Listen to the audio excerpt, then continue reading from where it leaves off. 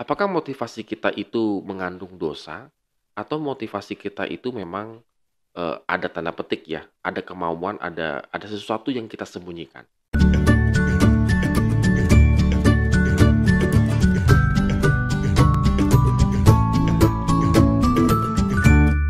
Morning good readers, hari ini kita mengucapkan syukur karena Tuhan memberikan kita kehidupan dan kita bisa melakukan segala aktivitas, itu semua karena kebaikan Tuhan. Dan kita akan lanjutkan renungan kita di Mazmur pasal yang ke-58. Ya, silakan untuk membacakan, Mazmur ini dan, eee, kita bisa merenungkan bersama-sama tentang Mazmur 58. Kalau kita perhatikan Mazmur ini memang ditujukan kepada para pemimpin, terutama hakim yang mengadili rakyat. Jadi Daud melihat bahwa para hakim ini tidak mengadili rakyat dengan jujur dan takut akan Tuhan.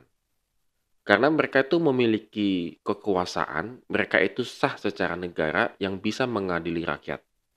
Jadi Daud bisa menggambarkan bagaimana kalau rakyat itu datang kepada para hakim ini, lalu meminta keadilan begitu, tetapi mereka itu berperilakunya sangat jahat.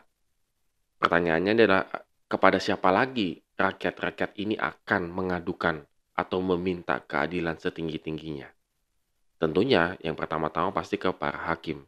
Dan kita bisa membayangkan good readers kalau seorang hakim yang memiliki kuasa dan kekuasaan dan kemudian dia sah secara negara, memberikan keputusan-keputusan yang amat sangat tidak memberikan keadilan begitu ya. Itu kan bisa berbahayanya luar biasa.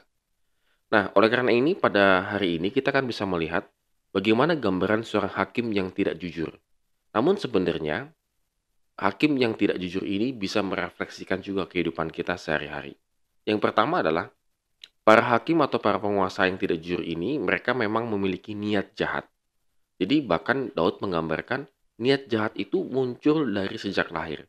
Artinya mereka itu sebenarnya bukan diciptakan untuk menjadi penjahat, tetapi mereka memang ketika sejak lahir ataupun dari masa mudanya, mereka tuh memilih untuk melakukan kejahatan.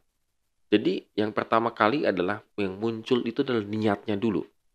Jadi apapun itu alasannya dan seterusnya, motivasinya dulu. Kalau motivasinya itu adalah untuk kejahatan, maka hasilnya pasti juga kejahatan. Nah, yang kedua, Daud menggambarkan bahwa mereka itu seperti ular tedung tuli. Artinya, mereka itu sangat berbahaya. Mereka tidak akan pernah mendengarkan. Jadi segala nasihat itu mental. Kalaupun misalnya ada yang menegur penguasa atau hakim yang tidak jujur ini, maka itu akan menjadi cuma ya angin lalu saja begitu ya. Dan apapun yang mereka lakukan, tindakan apapun yang mereka lakukan, itu sangat beracun. Jadi boleh dikatakan bahwa para hakim atau para penguasa yang tidak jujur ini, itu merefleksikan dosa yang sangat mengerikan sebenarnya. Dan hasil daripada perbuatan mereka itu sangat merugikan rakyat.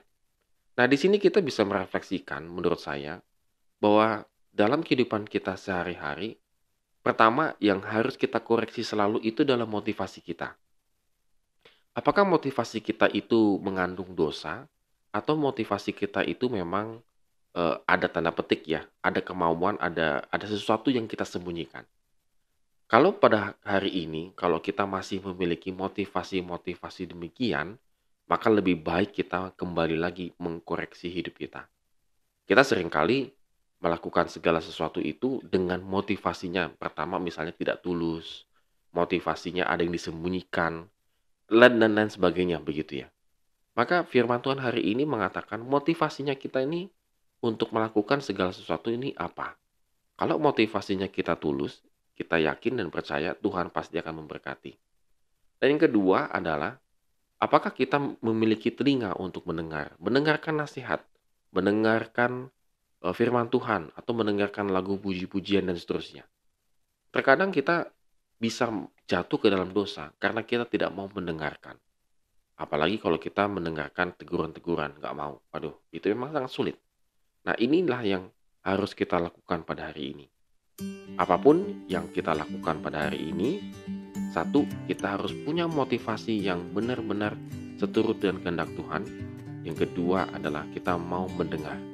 Dengan banyak mendengar, kita akan terhindar dari banyak kesalahan, banyak kegagalan.